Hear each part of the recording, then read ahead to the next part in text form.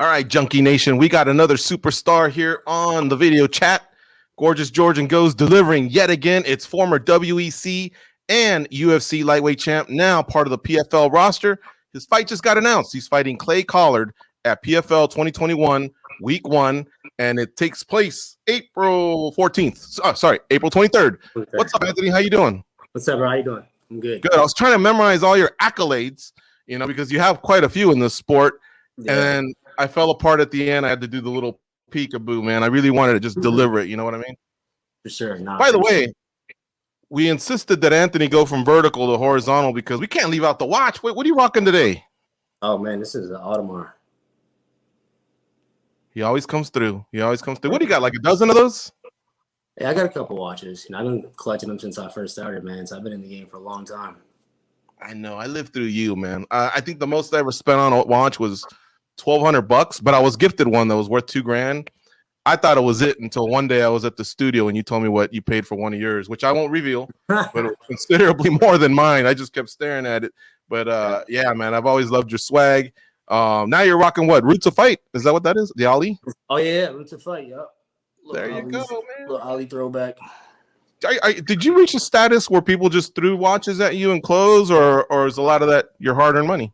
Hard-earned money, man. Yeah. Roots of Fights actually hooks me up. I've been buying, with them for a long time, and they just sometimes throw me some gear. Nice. Hey, one other thing. I'm going to think outside the box because you're going to get a lot of like, Clay Collard, what's the game plan? I want to think outside the box. You are chasing history in a way because you have 2 major titles in your WEC and UFC straps. The other day we had Eddie Alvarez on. He has a Bellator in the UFC, and he's over at 1. Yep. Before that, we had Ben Henderson, WEC and UFC. He's chasing Bellator. Have you thought of that? Have you thought of like doing what Cyborg did? She's got the 4 major straps in women's MMA, including Invicta and the other ones. Have you thought about as that being part of your goals? And now that you're still rocking and rolling in the sport? No, not really, man. But now that you say that, I mean, that's awesome.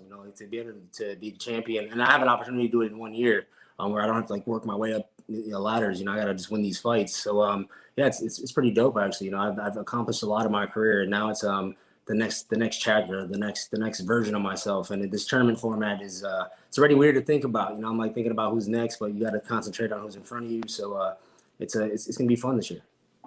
And no politics. You win, you keep going. Yep. Yeah. No politics. It's nice when they shove the mic in your mouth and they say, "What do you want next?" Or whatever, and you can call out, "Well, they're coming to Milwaukee," or "I want this cat." Was that fun part of the game for you back in the day, or did you just want to show up and fight and get paid? Yeah, man. Honestly, I'd never really called anybody out. Actually, Wonder Boy was one of the fights that I actually called out, but I did it respectfully and hit him up on social and I did it the right way. But yeah, for me, it's just I always fought the best in the world. I don't think I had an easy fight or an easy path, or I had to fight for everything I got. So yeah, I don't need the trash talking and all that involved. Man, you fought everybody now that I think about it, because Wonder Boy he's making his case for a title shot, as is Michael Chiesa to become a contender to get a title shot in a division above you. You know what I mean? And so doing work from 45 to 70, how special was that to you to take those chances to try 45, to try 70 versus just being a long-time member of 55? And did it at any point maybe cost you your traction at 55 by exploring?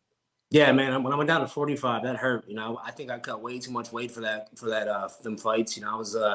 I was dying in them camps. It wasn't enjoyable, and it kind of took away my love for the game a little bit because I was just cutting weight. I wasn't training, and I wasn't I was training, but it was just more for weight loss management. I wasn't trying to get better as a martial artist and as an athlete. So I would say 45 kind of hurt me, just where I went to, and then I think I ballooned up right after that fight. It was a scary weight cut too, man. So I would say 45 probably hurt me, but 170 is more I was just ready at any time to go. I was taking fights on 3 weeks notice, 2 weeks notice, and kind of got to that point in my career where I'm like, all right, I need to slow it down and figure out what's next. And that's kind of what this move is all about.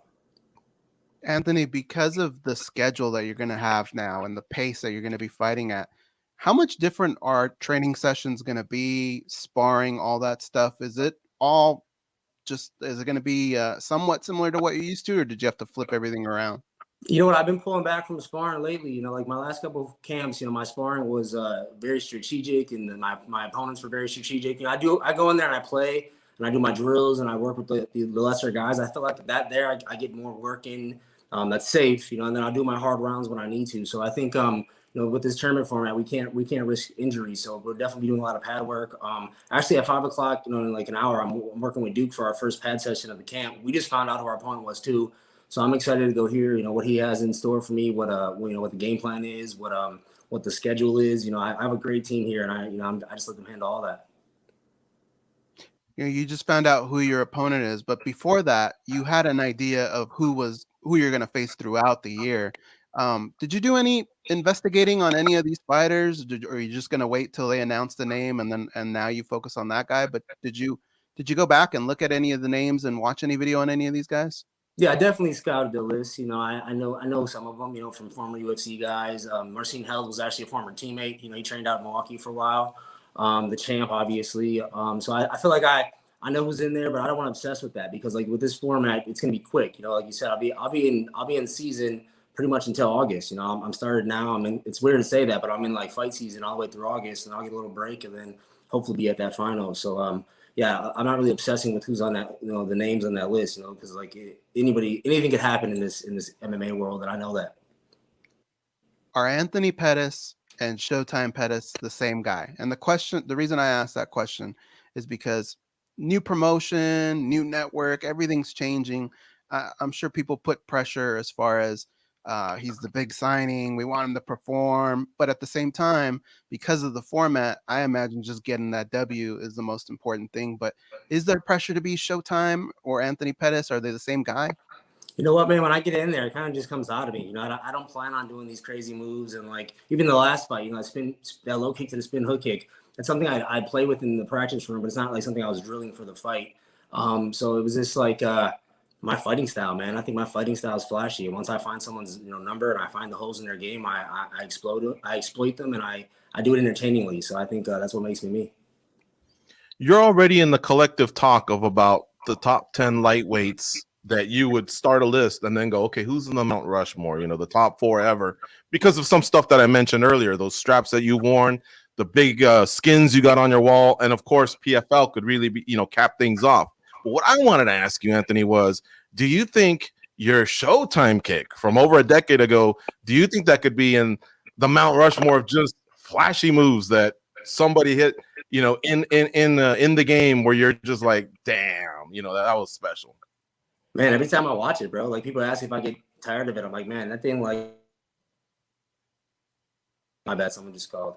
Yeah, I think it was such a special moment, man. Like the way it happened, the end of the fight, it was such a close fight, and then I got there and I landed, one of the best kicks in the history of mixed martial arts. It's crazy, Even watching it now, I'm just like, man, that was amazing. It sure was, man. I've watched it plenty of times too. I watch how you look down, and it looks like you're trying to, instantly, as you're playing high-speed human chess, is what I call MMA, you're kind of marking your steps because you see the wall. I'm sure you've probably hit that in practice, and you're thinking, when could I hit it? But Anthony was in the 5th round, man, of a fight that was still questionable, a title fight. The cojones to do that and pull it off is what made it special, because the moves are pretty flashy. Like Joaquin Buckley, what he did in the UFC last year was pretty special. But, and not to disrespect, what he did it, he got the win and everything, that came from it, he deserves. But the title fight, like, I think a lot of people just see the highlight and they go, oh, that's cool. But had they relived it then and realized what was at stake, that's what made it special. For sure, man. The last fight in WC history, we're closing out an era, and I land one of the greatest moves that that highlight's gonna be forever. That makes the WC survive, honestly. Like seeing that highlight all the time. Imagine if you miss that and somehow a scramble, he takes your back. Who knows, man? I mean, you could rewrite history. In a different world. Yeah, I could have been a totally different story. I love it, man. Have you ever asked Duke, what were you thinking when that happened? Nah, that's a good question, man. I should definitely ask him that. Duke's kind of used to me doing my thing out there. Even the last fight, when I throw my own flair on it. But I think it was like the great fundamentals that I was throwing that whole fight. If you look at it, it was like a basic game plan for 4 good rounds, and then that last little risk I took, paid off. And so like Goes asked you a second ago, that's Showtime, and I'm sure there's a lot of Showtime that we've never gotten to know. You know, we talk to you pre and post fight or whatever, but some of that is still in you, and some of that can still come out at PFL. Or does the body change in 10, 12 years where you go, guys, I think more cerebral, I'm less of a risk taker, I don't want to maybe I know that it may be hard to duplicate yet, or maybe even more difficult top, so yet I'm done with that. No, and you know, I think even like my last couple of fights, I still have these like crazy moments.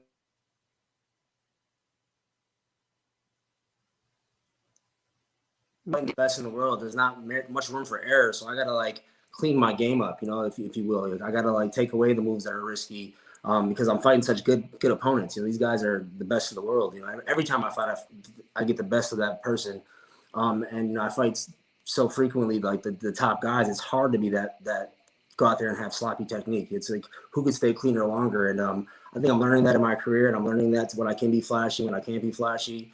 Because some of them times I got put in some bad spots and lost me some fights too. You know, like the Showtime kick was amazing, you know, highlight. But some of these moves I throw that no one talks about put me in the position that guys can take my back or like hold me on the ground. So it's kind of like figuring out where I can use what skill level I'm gonna have to fight at, if you will. Now I know you hope to win the title, and like we said, that would be a third major title. But in a way, do you veterans root for each other? Will you root for Eddie to win his and Benson to win his, or would it be nice to have one on them? You know, I think when you fight somebody, you respect them, man. And I think like seeing guys like that, and it's been in like the game as long as I have, you definitely want them to win. Still, you want to see like them guys do well, especially when you fought each other before. So no, I definitely would root for these guys. See, man, the guy wears classy watches, and that's why he gave a classy response. All right, last question here. Behind that window, it looks like it's about 60 or 70 degrees colder than it is inside. Oh, yeah. So it was outside. But you just said you're in a season all the way through August because of the format.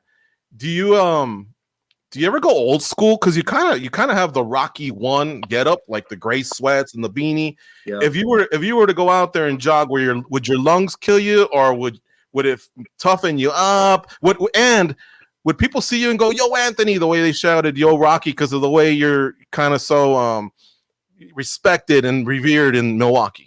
Yeah, man, it's crazy how many people recognize me here in my own hometown. You know, it's like they definitely show support. You know, me and my brother both grew up running these streets, like, you know, jogging all the time, getting ready for our fights.